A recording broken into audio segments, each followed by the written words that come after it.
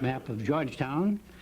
Georgetown's roots are in the settlement of Rowley in 1639, when Reverend Ezekiel Rogers and his group of 60 families came to the area which today encompasses the towns of Rowley, Georgetown, Byfield, Groveland, Bradford, and parts of Boxford.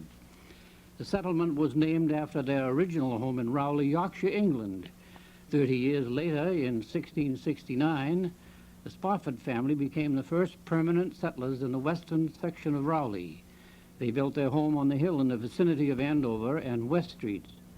Over time, as more families and businesses were attracted to the West Parish, the intersection of North, Central, and Main Streets became the hub of activity. Homes and businesses then spread outward from this center. In 1838, West Parish was granted separation from Rowley, and the town of Georgetown was born. Follow us as we take a walking tour through the streets of Georgetown as we first view businesses and recreational areas. Our meeting place is Town Square, where the town pump was a fixture until 1930. Paul Evans, the town plumber, was kept busy replacing the pumps, which would break down quite regularly. This picture, taken about 1889, shows one of the older pumps in front of the Phoenix Block.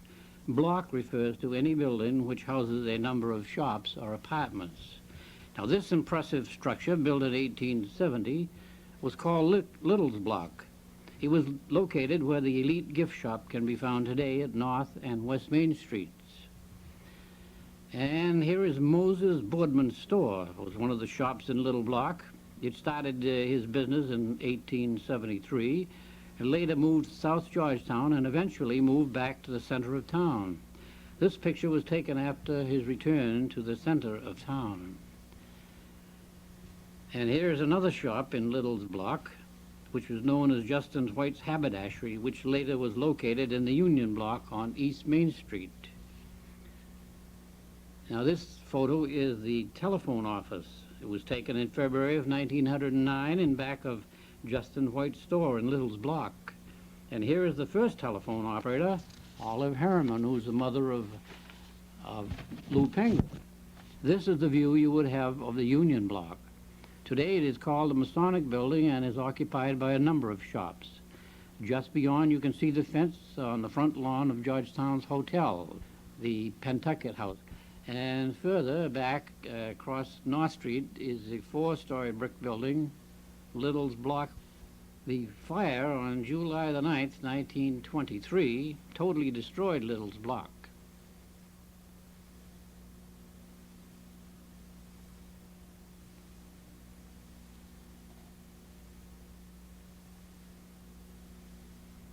This view is just west of Little's Block on West Main Street. The small dwelling on the left is the Harriman Tenney House at 23 West Main, which was moved to Pentucket Avenue in 1872. It was quite common to move houses from one street to the next and even from one part of town to another. The three houses on the right were on the site today occupied by Jan and Bill's Bakery and a restaurant. The house in back is still standing today. And here is the same vantage point in the present view of West Main Street, showing Bill's Bakery. The Phoenix Block, built in 1833, was located on the corner of Central and West Main Street. Today, the mobile gas station occupies the corner owned by Mr. Shaw of North Street. This photo, taken at the turn of the century, shows the town pump in front of the Phoenix Block, where Tenney Express, Davis and Wilbur B. Spalding's antique shops were located. The building beyond the antique shop is now an insurance company agency. At the corner of Central Street, Courier had a gas pump. He must have had the only gas pump in town, because if anyone came up to get gas when Courier and his friends were playing cards, he would say, "We'll be out when we finish the game." This is Paul Evans, the town plumber, had his shop next to the Phoenix Block on West Main Street. It was likewise a tailor shop for Leonard C.S. Brown about 40 years ago. Next to the Paul Evans was Thomas F. Hill's harness shop. The cobbler's shop was upstairs. Both these buildings are still occupied today. And this is a view of West Main Street across the square looking west toward Haverhill. There are the Phoenix block and the smaller shops in the area, and on the right is Little's block. The lawn visible in the left foreground is presently the King Davis Agency on the corner of Central and West Main Street. And this is a current view of the same area.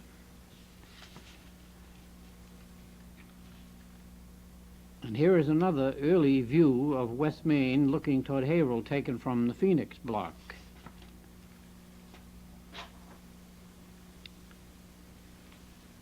This is called the White Shop, and this was Alfred B. Noyes Shoe Factory at the corner of Middle and West Main Street. It was always called the White Shop simply because it was painted white. Later it was Pickering's Hardware, and today is Scala's Antiques. The two-story addition on the west side was built in June of 1890. The building to the rear left is the Central Fire Engine House on Middle Street. Turning on to Middle Street, we would have seen the Advocate building where Georgetown newspaper was published. It was across the street from the Central Engine House. The Advocate building was taken down in the summer of 1961, and that large boulder on the right is still here today. The engine house continues to be used by the Central Fire Company across the street. This was called Mechanics Court. Between Central and Middle Street was a small lane, and here was James E. Messenger's manufactured carriages. And now returning to West Main, let's walk 2 blocks west to Moulton Street, where Hardy's box factory was located at about where the electronics plant is now. The box factory was destroyed by fire. At the corner of West Main and School Street, in front of Nowak's organ factory, this is the view you would have of West and East Main Streets. And now we will presently have what it looks like today.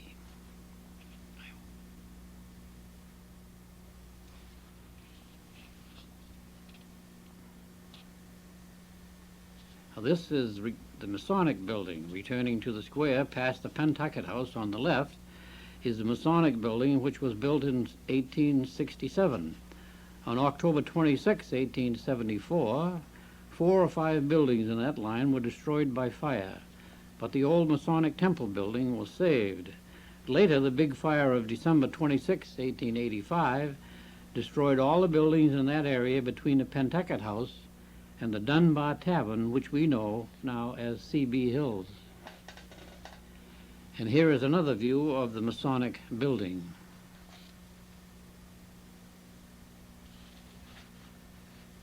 Adjacent to the Masonic building was the Adams block, where Wilson and Tenney and Lewis H. Bateman, who was a pharmacist, had their businesses. These were all destroyed in the big fire of Christmas Day, 1885.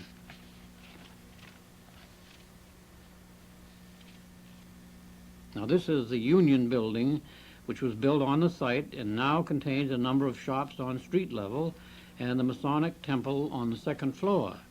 Today it is referred to as the Masonic building. This picture was taken around 1909. Here from the lawn of the Pentucket House is another view of the Union block. The flags were for the celebration of Old Home Week in July 1909. And this is the town office, which was in the Union block until 1976. It was moved to the old Central School, which is now our town hall. Pingree's insurance office occupies the space formerly used as the town office. On the near left is the Pentucket House, Georgetown's hotel.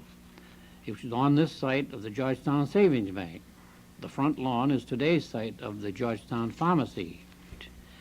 We have a view of the buildings where the bowling lanes and the Georgetown door and window shop are located today in back of the new Masonic building. The Bic factory in the background is on Park Street. It was originally Brewster's shoe shop and later became Marston's boot and shoe. Today it is occupied by a number of businesses.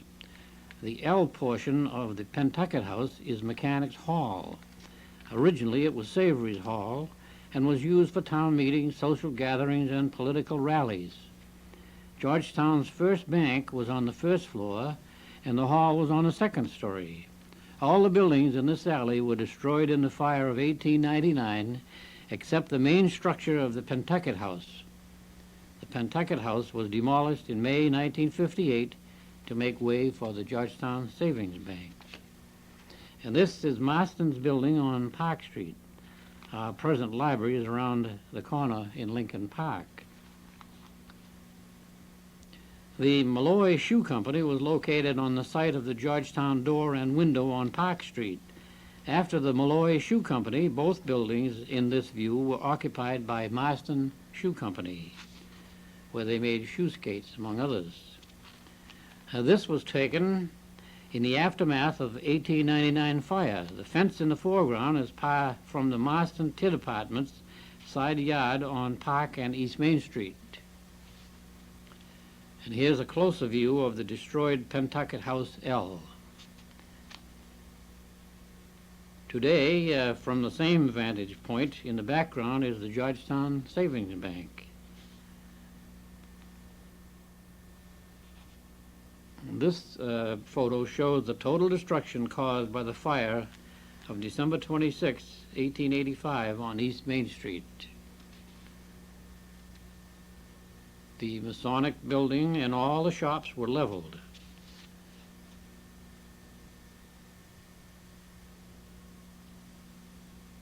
And now North Street and the Pentucket House on the left, which is right. In the background, the house with the fence is presently the home of Dr. and Mrs. Field. And this is another view of North Street showing the old Baptist church, as you can see from the location. And today, the same location is what we will be looking at next. I imagine it was during a snowstorm, which is par for the course in Georgetown.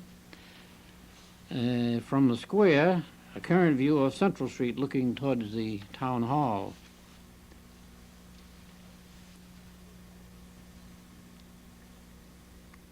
This same view in the past shows the boot and shoe shop in the Phoenix block, which was on the site of the mobile gas station. Further along, the house with the cupola is the Metcalf House. Originally, it was a Universalist church which was built on the site of our present town hall. The church was moved in 1855 to this location and is used as a residence. In the background is the old townhouse which replaced the Universalist church. Here's a closer view of the townhouse built in 1855 on the site of today's town hall. The cupola was removed in August of 1881. On December 14, 1898, the townhouse was destroyed by fire. At Central and East Main Street is Oddfellow Hall on the left. It was built around 1845 by Theodore G. Elliott and is now the King Davis Agency and Antique Shops. The next building no longer exists, but it was occupied by Noyes Furniture Shop. Later, it was John Jackson's Undertaking Parlor, and in 1890, John Malloy's Shoe Shop. Upstairs, the telephone exchange office was located on the second floor from 1914 until October 19, 1939. The building was torn down in 1944. Just beyond, but not visible, in this picture was George and Lottie Lovelace's candy and gas station shop. Albert Meader recalls that if you leaned on the ice cream freezer while waiting to be served, freezer would turn on and either Mr. or Mrs. Lovelace would give you a proper scolding. Now this is the Oddfellows Hall in 1983. And this is on Central Street, a sub shop which was once William H. Harriman's photograph rooms. The Savings Bank sign, not visible in this picture, was right under Harriman's sign. Here was the first office of the present Georgetown Savings Bank, and Mr. Harriman was its first treasurer. He often said that when a real photographer came to town, he would quit, and he did. But to some of the townspeople, he was the best one they'd ever had. Behind the store is the steeple of a memorial church on the site of the present town parking lot. Now here's a scene in front of Harriman's, the Everett Peabody Post 108 of the Grand Army of the Republic, and to the right, the Havel Band at Parade Rest. And now we'll be having what is the sub shop, which we see today on Central Street.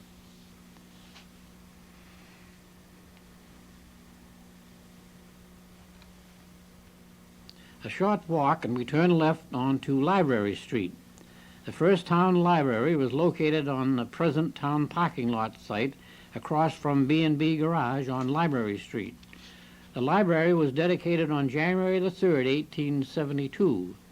Initially, the library proper was built. Later, the hall with a gallery was added to the rear. The hall was used for meetings, social gatherings, and even as a movie house. The structure was demolished in the fall of 1934, almost 30 years after our present library was built. Erected in 1909, this is a view of Peabody Library on Park Street at Lincoln Park.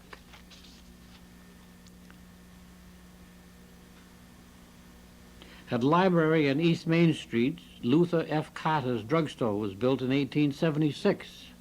There are those who believe Mr. Carter made the famous Carter's Little Liver Pills, and there are those who dispute it. However, his elixir bottles have surfaced in various parts of the country. They were returned here and are now on display in the Brocklebank Museum. The liquor barn has been built on the site in this area, once known as Skunk's Point. You'd have to be old to know that one. Continuing south on Central Street, we proceed to the area known as South Georgetown and the Henry P. Chaplin Shoe Factory at 156 Central. This is a present view of the structure, which is today an apartment house.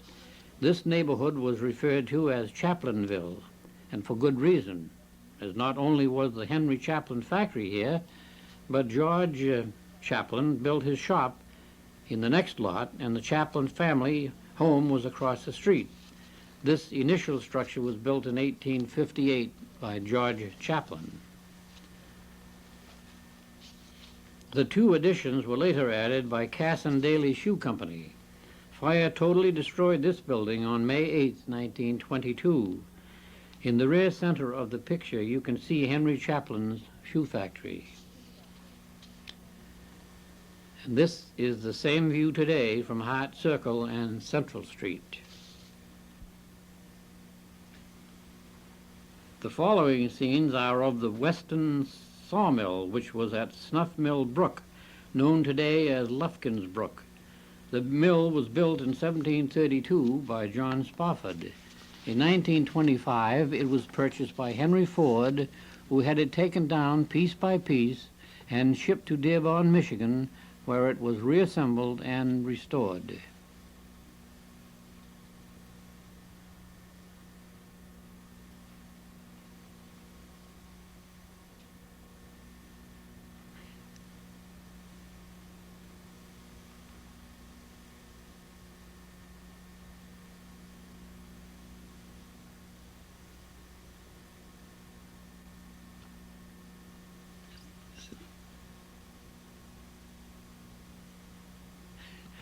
The disassembled pieces are being loaded on a truck and taken to the railroad station.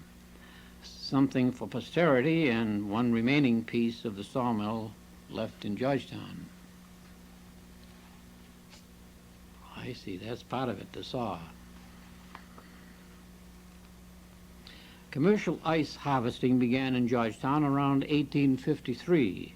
During one period of time, there were 3 ice houses on Pentucket Pond and 1 on Rock Pond. The ice was sold locally and also shipped daily by freight cars to Boston. And here are the men ice harvesting, which began in Georgetown around 1853. In this photograph, the men are cutting the ice into blocks with an up and down saw. In the background is a horse-drawn marker, which was used to outline the blocks of ice to be cut. Pictured here is the engine which ran the revolving double chain carrying the ice blocks to the ice house, and the men hauling the ice from the chain into the ice house. The next few slides are of Baldpate Inn. The residence was built by Dr. George Mile in 1732 on Baldpate Road. In 1894, the home was purchased by Paul Nelson Spofford, who converted the dwelling into an inn. From the front porch, you have an excellent view of the surrounding countryside, for this is one of the highest points in Essex County.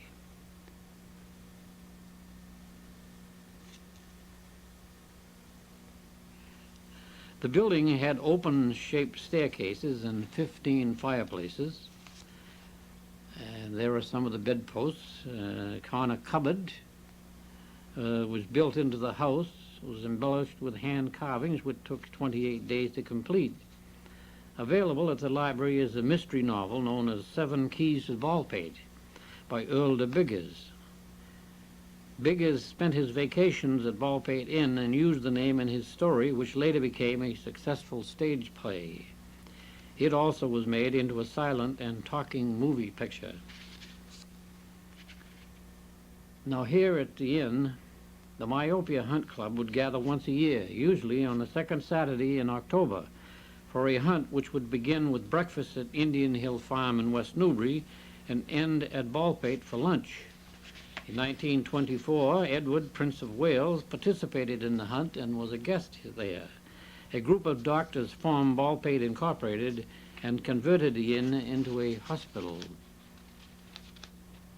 It's never been the same since. Now this is Georgetown's golf course, which was laid out by the Highland Golf Club in July 1898, east of Elm Street in Dan Bond's field. And as you can see, some of the hazards were Dan's cows, which were put out to pasture, golf games notwithstanding. York Grove was a favorite picnic spot on Pentucket Pond. Today it is the site of Camp Leslie, just off West Main Street. And here is a panorama of the town center taken from where the present high school is located. And this is how the green in front of Town Hall looked when all the trees were still standing. In the center of the picture, you can barely see the Civil War monument in front of the Town Hall. The churches were a significant part of town life, for it was from church parishes that the towns evolved.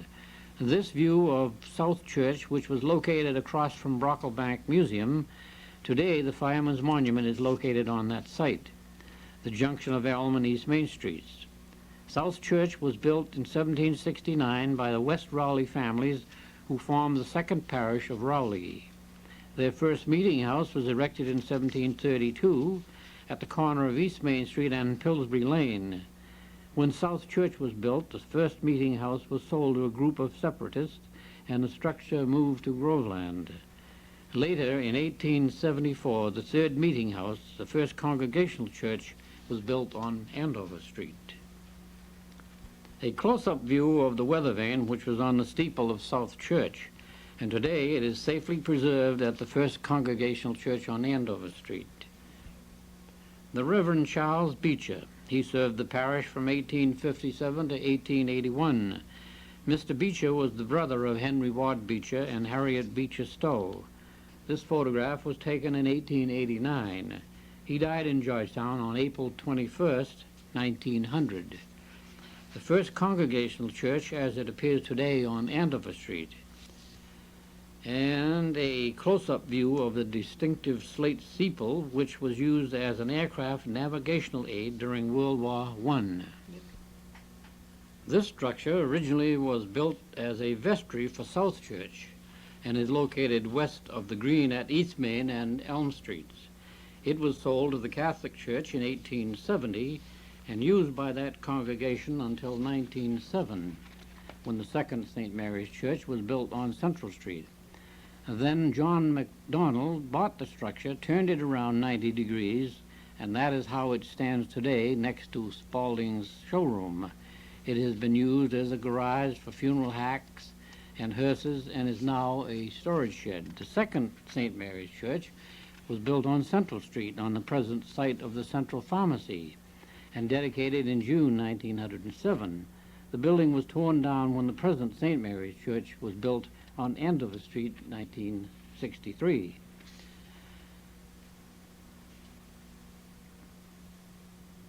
We never did get rid of that snow. The Orthodox Memorial Church, dedicated in 1868, was on the site of the present town parking lot on East Main Street. On October 17, 1920, it was completely destroyed by fire. Only the wrought iron fence and the white concrete pillars remain today, marking the entrance to the parking lot. First Baptist Church building is still standing and is a private residence on North and Pleasant Street. The Baptist congregation now meets in their new church on East Main Street across from Union Cemetery. Originally, this building was constructed as a town school on West Main and School Streets and was known as the Brick School. During World War I, it was used by the draft board. In September 1916, the All Saints Church rented the upper floor for their Episcopal services. They bought the building in the following year and sold it a short time later at auction. Today, it is owned by the Nowak organ manufacturers. And though this church is in Byfield, it is at the boundary of Georgetown and Byfield, and is included here because the graveyard on the left is the Georgetown Cemetery, on the right is Byfield. It is one of the most picturesque churches in the area. The Mormon church is located on Jewett Street, and this completes our tour of Georgetown churches. Thank you for joining us. I'm Paul M. Meader, and tune in next week for part 2 of Cameos of Old Georgetown.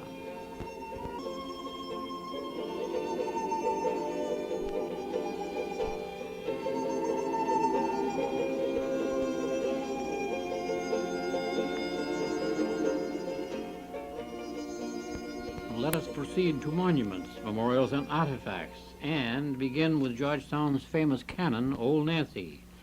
The British brig Nancy was bound for Boston with a cargo of ordnance stores for British forces when it was captured off Cape Ann. Old Nancy is believed to be one of the many guns taken from the ship. This is Bill Ilsley with the cannon. And now showing off Old Nancy is Osgood Haskell holding the ramrod. This picture was taken during Old Home Week. And here is a souvenir postcard of Old Home Week, which depicts the rivalry between Georgetown and Rowley over Old Nancy. And Old Nancy presently is on view in the town hall.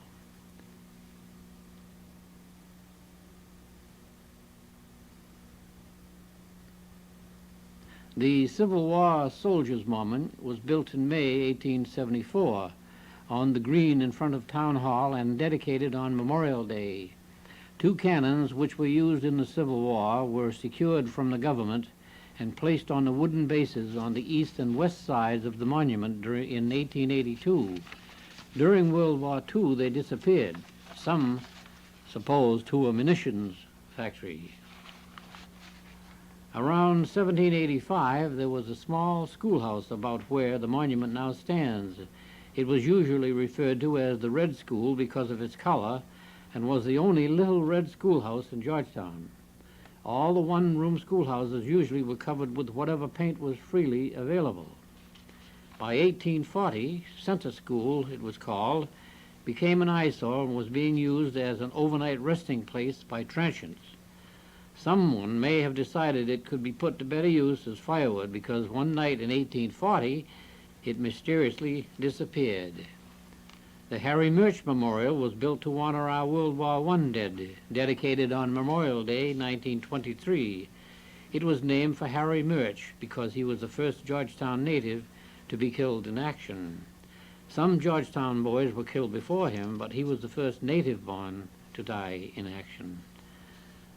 The World War II Memorial is in front of Peabody Library.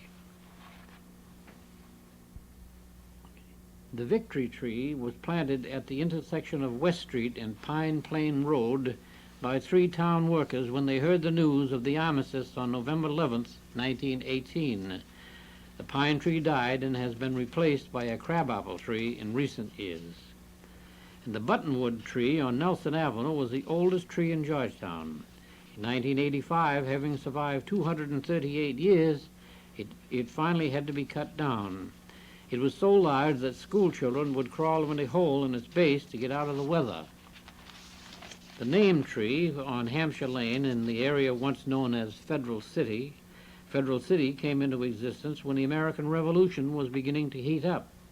Some of the families from the Marlborough area of town, which is north of East Main and near Route 95, came into conflict with those who were loyal to England.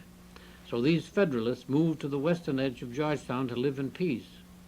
However, disease and death took its toll on the inhabitants during the smallpox epidemic in 1777, and Federal City was abandoned. But the name tree remained standing for many years, accepting generations of name carving on its trunk.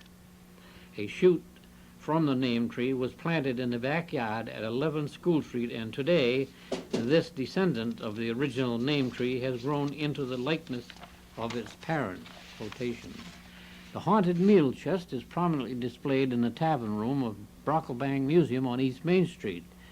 Story told is that the antique chest moved on its own accord when Hannah Hazen, a servant girl in the home of Moody Spofford on West Street, brushed the chest with her skirt. It is said that 20 prominent Georgetown men, including a minister, witnessed the occurrence. Fiction or fact? Who's to say? Elephant Rock. Look closely, and with a little imagination you will see why this has been called Elephant Rock. On the left is the trunk, then the huge body and tail. I wonder how many people have passed the rock and noticed the elephant, symbol of the Republicans. And this is the Great Rock, named for obvious reasons. Though it is of tremendous size, it remains well hidden on Pond Street. In Harmony Cemetery stands a replica of the monument to Sir Walter Scott in England. This monument was erected in memory of John Purley, who donated a sum of money to the town for the construction of Purley Free School in Georgetown. At the Union Cemetery on East Main Street, Cuffy Dole, a freed black man who fought in the Revolutionary War. He served the family of Major Dole in Georgetown. He was buried in Union Cemetery, but because of his color, his grave was set apart from the others. However, in time, additional graves gradually surrounded Cuffy's, and now he is no longer separate. You will find his grave on the highest knoll in the middle and overlooking all of Union Cemetery. This tower was built at Rock Pond as an observer post for the Civilian Defense Corps during World War II. Though only a few slides are available to us, we must include our volunteer fire department, which has a long and proud history of service to our town. This was steamer number 1, which was eventually sold for $35, and the hand tub, which is also, and on May the 20th, 1915, the Erie 4 engine house burned to the ground, and this is the present Erie engine house on North Street. The engine house on the corner of Central and East Streets was Washington number 3. Though no longer in use for fire equipment, it still stands, well cared for, and used for storage. Then there was the railroad. This is the Boston to Maine Railroad engine in all its glory when it traveled through Georgetown. The first B&M depot was built in 1850 and torn down in 1872 when a new depot was built. It was located on Railroad Avenue in back of the Glass Tech building at 2 Moulton Street. In the old days, trains went right through the depots.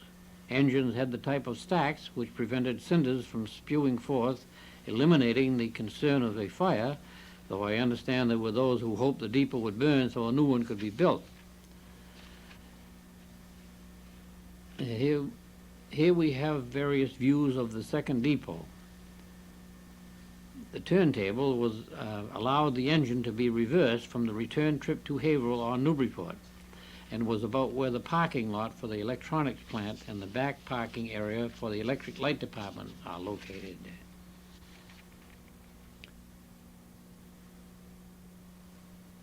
This photo was taken on Monday, April 29, 1912, when Teddy Roosevelt made a campaign stop in Georgetown. That boy on the right is Truman Welch.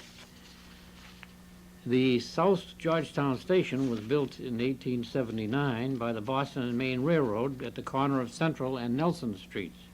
Sometime later, because of popularity of the Baldpate Inn, the name was changed to Baldpate Station. This is Charlie Brown, station master for more than 35 years. The station was demolished in February of 1942. Then there was Georgetown, Rowley, and Ipswich Railway Company, which serviced Georgetown. The South Byfield car barn was located on North Street, just over the Georgetown line next to Chute Street. It burned down on February 20th, 1901. Streetcar number 26 of the railway was saved from the South Byfield car house fire. This photo was taken in front of Little's Block on West Main Street the day after the fire. And here was the first trip over Haverhill, Georgetown, and Danvers Street Railway, which was made on July the 2nd, 1896, to West Main Street near the present Trestleway housing project. This was as far as the streetcar could travel because the B&M would not allow their tracks to be crossed, making it very inconvenient for the passengers. So a trestle was built over the railroad tracks.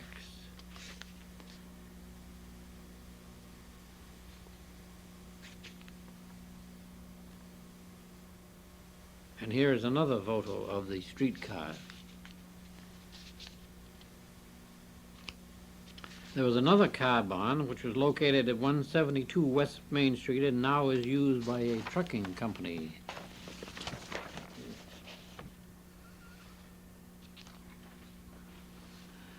When the one-room district schools were closed, all Georgetown students attended the Central School, which is now our town hall. This school barge transported students to the Central School. And this is a monument known as the Spofford Monument. We begin our tour of houses with a visit to this monument commemorating the Spofford family, who were the first permanent settlers of West Parish, or Georgetown as we now know it. A granite stone can be found near the West Street intersection where the Spoffords settled on the hill on Andover Street. The inscription notes that on this hill, in 1669, John Spofford, descendant of Orrin and of Camelbar of Spofford, England, with his wife Elizabeth Scott, founded the race of Spoffords in America, a race respected for integrity, courage, generosity, and intelligence. Returning once again to the square, we will see some of Georgetown historically and also architecturally significant homes. For as Georgetown grew, diverse architectural styles came into fashion. This view of the town center was taken from Atwood's Hill, the present site of the Georgetown High School. The town hall is on the left of the hill. In the center is the Carlton home on Andover Street and Nelson Avenue, and the Memorial Church Tower can be seen, which is where the present parking lot is located. From the square, a view of the south side of West Main Street. And here is a present view today of the same location. Middle Street.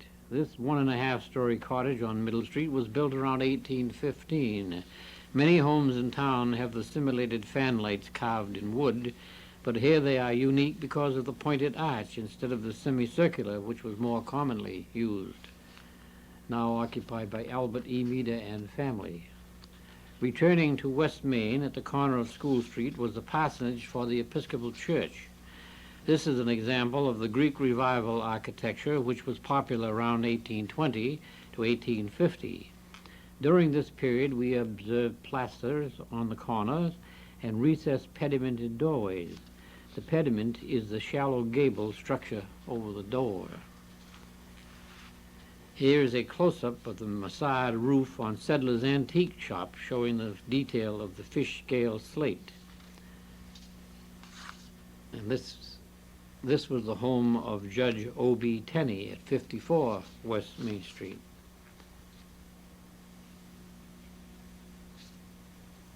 At 55 West Main Street, the architectural details here are very interesting.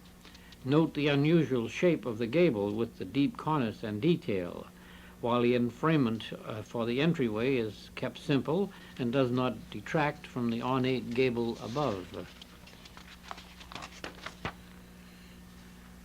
A close-up of the dentils or tooth-like moldings under the eaves, which are duplicated under the shallow arch of the window, are clearly shown here. Also, at the eaves, note the carved brackets and fretwork at the corner, and in the lower left-hand corner, note the unusual corner rope molding. A feature of the Greek Revival style is the classical enframement on the recessed entry with sidelights flanking the door. Until recently, this was the home of John Updike at 58 West Main Street.